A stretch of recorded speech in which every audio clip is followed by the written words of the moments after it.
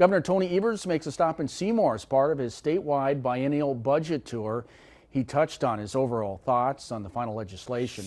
Samantha Cavalli spoke with the governor this afternoon during that stop. She joins us live in the Fox Valley newsroom with the First Alert update. Samantha. Right, Jason. Governor Tony Evers putting pen to paper just last week, signing that biennial budget at 1:30 in the morning on July 3rd. Today, during a stop, he called the budget a win-win for Wisconsin. Have a good weekend, you guys. The approved budget includes more funding for education and child care, as well as continued support for farmers. It was difficult, but it was the one with the most collaboration. On Thursday, the governor seeing firsthand how state dollars will help Shenandoah Farm.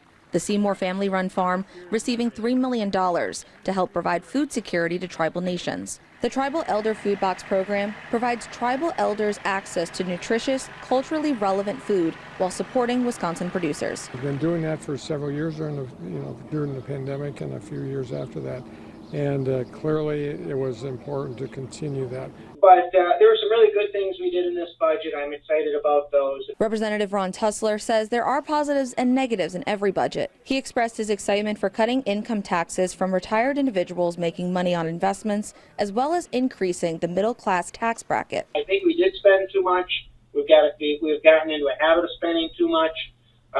So we got to reduce that, but I guess now wasn't the time. With the budget behind him, the governor now has another decision to make, whether or not he will seek a third term in office. He says he's weighing in all factors professionally and personally. Those things come into play, but we also have a lot of unfinished business that we're hoping to get done.